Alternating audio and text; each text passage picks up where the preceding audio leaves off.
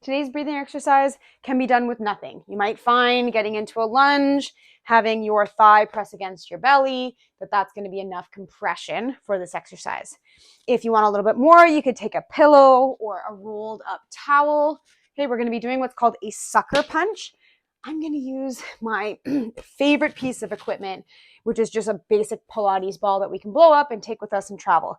So what we're going to do is get a half kneeling position. And to start, we don't want to have any lumbar arch this way, and we also don't want to tuck too much and drop the chest too much this way. We're looking to kind of stack the rib cage over the pelvis.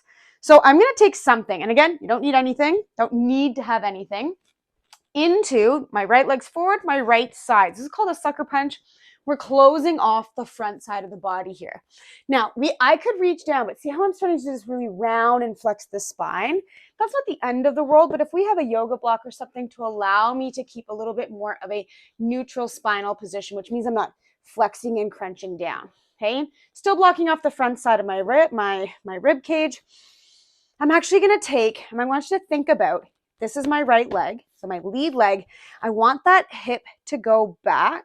So I'm turning over the front leg, looking for that kind of knee, nose, big toe, okay? And then my hands are down in front. And I'll show you from the front on the other side. I'm gonna press down. If I touch the floor, great. If I can't, I'm gonna touch the block, okay? And I'm gonna breathe in and I'm gonna breathe away from the ball. So into that kind of bra strap area, mid-back. So exhale your air out and then inhale. Notice I'm keeping my chest up for this one. I don't want to be crunching down and losing the chest expansion, but we want back expansion and chest expansion. Then exhale. Think about bringing those front ribs and pulling them back. The ball is helping you. Okay, so inhale, exhale.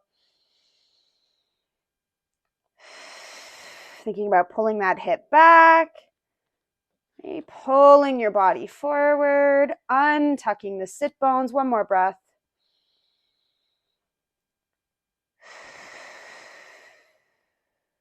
Okay, I'm going to show you this on the other side from the front.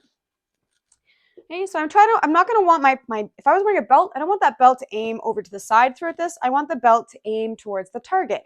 So I'm going to pull this lead hip back to bring my belt buckle forward. Okay, so when we bring that lead hip back, okay, that brings my back hip forward, my trail hip forward, and it's going to square at my nose, my knee, and my big toe. So I'm glad I made it perfect on this side. Okay, this leg is trying to stabilize me. We don't want to be too wide with this because we are trying to get over that lead leg side. So I'm pulling myself forward, pressing down through the floor. Inhale and exhale. Okay, keep going. We're going for about 3 to 5 breaths on each side. I'm just going to show you from the back what happens if my belt buckle ends up aiming in that direction. And you see how that kind of makes me twist, makes me pull and tighten. If I was holding my curling broom, holding and tightening this side here, okay, it would make me kind of lean over to the left instead of square my hips up. So we're really trying to turn the belt buckle towards the target, which pulls this hip back and this hip forward, and it squares our shoulders. Okay, got a couple videos I'm going to link for you on that one. It's one of my favorite ways to kind of open up the backside, gain stability on the front side, and then deepen and access a little bit more hip mobility. Hey, the next exercise we're going to do, now that we've opened up the backside, got my abs on, maybe got a little stretch in the hip, is a single leg deadlift. Hey, we're going to do this supported.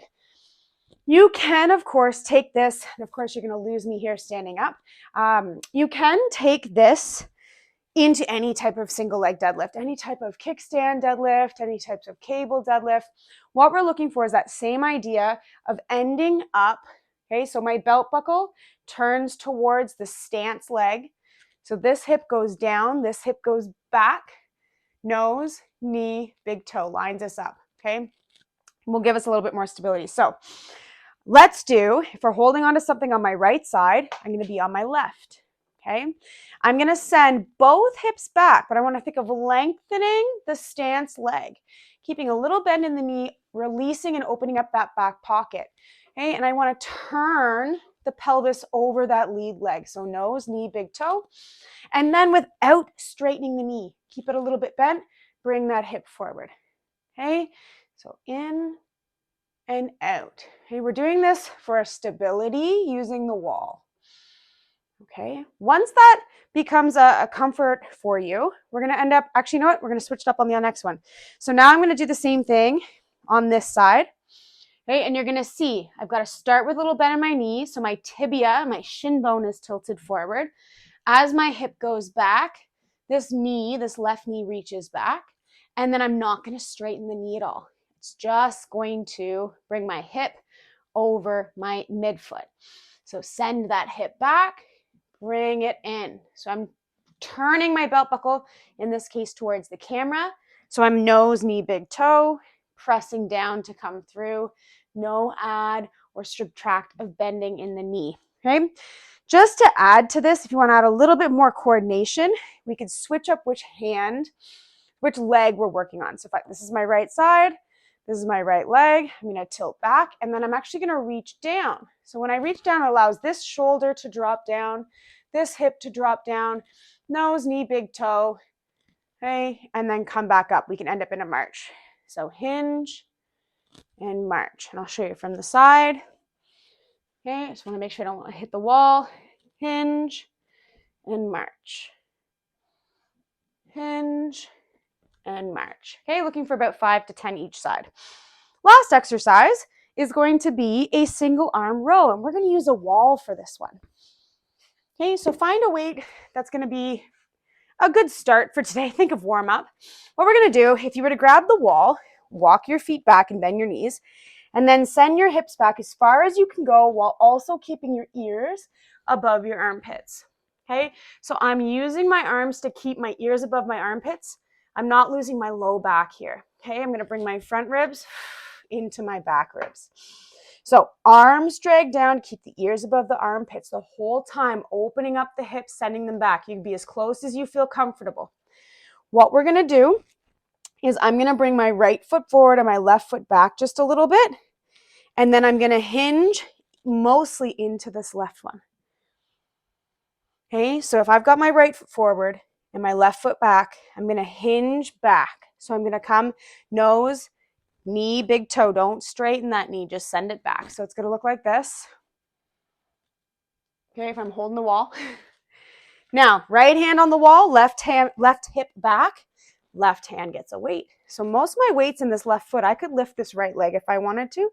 I'm going to reach and I'm going to drive that elbow back. So I'm going to reach forward and drive back. Reach forward and drive back. So a couple different things are happening here. Go for about 10 to 15. I'm getting a little bit of a shoulder turn.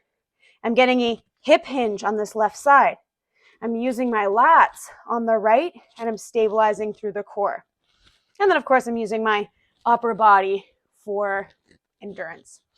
Okay, so if we do the same thing with the left leg forward, right leg back, bend the knees, send the weight into the right hip. So again, I could lift this left leg up.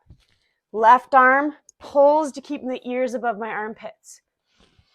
Okay, so here's a little active hip shift and single arm row combo. So we're getting a chance to work on hip mobility.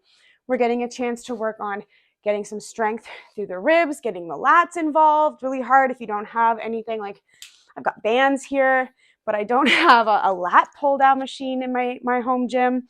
It gives us a chance to kind of work on and coordinate a bunch of different things that are required for sweeping. So you're invited to repeat all 3 exercises. You've got the sucker punch, half kneeling. You've got the single leg hinge. And then you've got the, what's this last one? Single arm row. Okay, so feel free to repeat all of those as many times as you'd like for today. And I hope you have a great day.